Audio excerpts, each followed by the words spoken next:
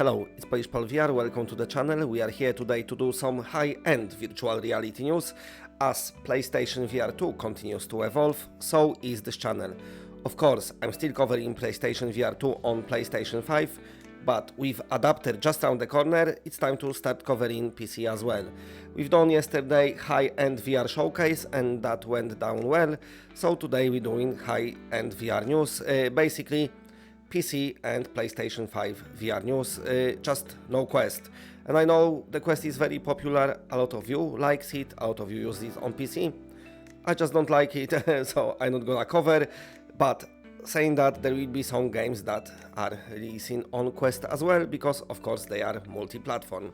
But I want to experience my games, let's say, in the best possible quality, which can be either PlayStation 5 or PCVR. Before we start, if you're not subscribed, then subscribe and like and share the video with your friends if you want to help the channel. So, with that out of the way, let's do the news. We've got some cool stuff to talk about, including probably upcoming Resident Evil VR games, according to Capcom latest interview, but also some release dates and some other bits and bobs. So, let's get started. And maybe let's begin from the Capcom and the Resident Evil games, because they've been talking. I'm gonna put the link in the description from the Game Informer website, what gave us like a transcript of their interview. It's a longish article, but there was talking a lot about virtual reality, bringing it to the past Resident Evil games, but also they give us kind of a glimpse what might be happening in the future. This is the key part of the article I want to read to you, but feel free to check out the rest because it's very interesting. The interviewees, you don't know how many times I try to say it, let's leave it at that, say they implemented all the elements they wanted for Resident Evil 4 VR. Once they wrapped up the project, they realized VR was well suited to the franchise. While they didn't discuss specifics, Kumazawa says they plan to undertake more challenges in the future, which to me looks like they're planning more VR versions. Now, saying that Sony, I think, used to help out with the money, but now Sony going to PC, I wonder if Capcom kind of will be free to release its games on the PC VR sides of things, like Steam VR, as well as on PlayStation 5. That would be pretty awesome. They releasing their older Resident Evil games on the, tablet somewhere, iPads, iPhones, I don't know. So who knows, one day maybe on a Quest 4 or 5 we might see Resident Evil game, the current gen. That would be pretty cool as well. So yeah, Capcom basically in this video says that they like VR. So good news for us and more to expect. And let's say Capcom definitely helped PlayStation VR 2 a lot with Resident Evil Village and Resident Evil 4. Now it would be nice if they could remaster Resident Evil 7 for PSVR 2. Will that happen or not? I don't know. But anyway, let's move on to the next story. The developer My Dearest, the company PSVR 2 on PS5 owners probably know best from Dyschronia Chronos Alternate, which was published on PSVR 2. They releasing their latest game called Brazen Blaze, which is kind of like a online, let's say, melee fighting game. They want close combat fights. They calling it slap and gun, I think, which is pretty funny.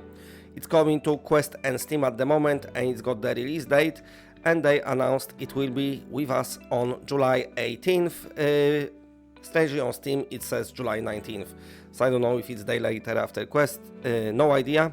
This studio going into very different direction than their previous works, which was visual novels with gameplay elements, but wishing them all best, because that's not the only game they're working for.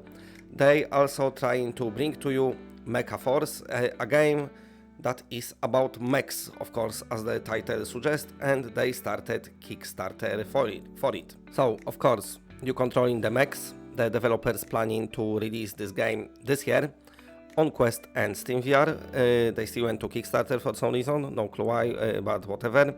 This game is the action title that will feature roguelike elements, which is something I had enough this generation of VR, so I'm probably gonna stay away. But some of you might like it because piloting mechs in virtual reality always feels good. So let's see, I'm assuming it's gonna be heavily story driven, because of the background this company got with story-rich games. So interesting to see how it's gonna turn up, but definitely not not that interested in playing it, as there was so many roguelikes that I'm just vomiting them from my mouth and my anus. I can't take it anymore. Now coming back to PlayStation VR 2, a very well received title on PC, which is a roguelike as well, which is sad news to me. But maybe even though I am vomiting through mouth and anus, I might actually check this one out just to have a quick look at the graphics, because very nice nostalgia vibes, old school games like that is what I grew up on, you know, the graphics.